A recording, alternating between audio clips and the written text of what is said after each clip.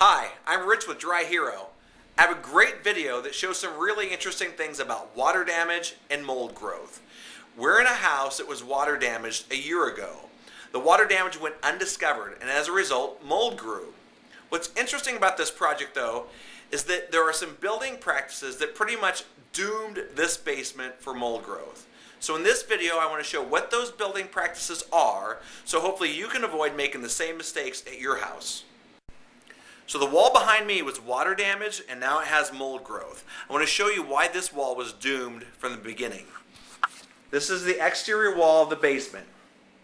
We've already cut into portions of it, but on the other side of that wall, what we see here is a concrete foundation wall and then the soil behind it. We're below ground here.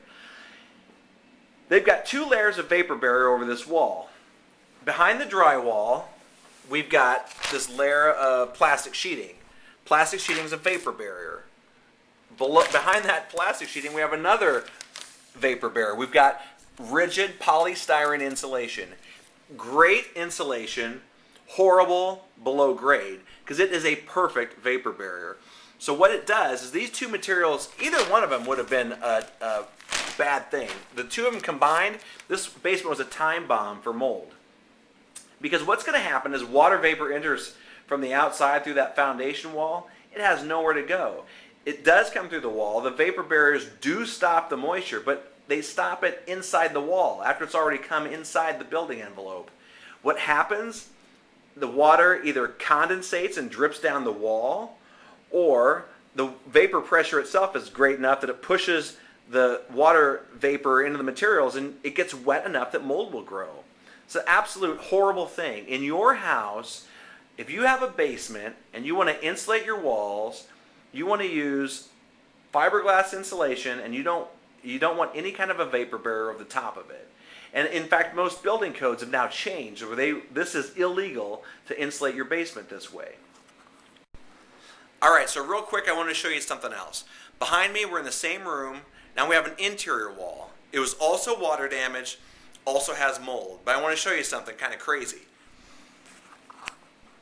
We got mold on this wall, and what a lot of property owners, handymen, and even contractors will do is they'll come in and they'll wipe or try and clean the mold off the sheetrock.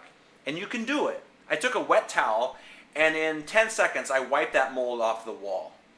Then what they'll do is they'll paint over it. And at that point, you're probably never going to be able to tell that this wall was ever water damaged or ever had a mold problem. On the other side of this wall, we have the wall exposed. And I want to show you what you would leave behind if you did that. This is what the interior cavity of that wall looks like.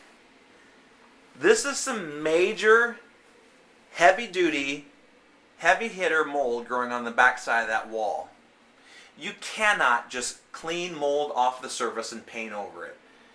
You're leaving a major problem behind in this wall, and it will come back to get you.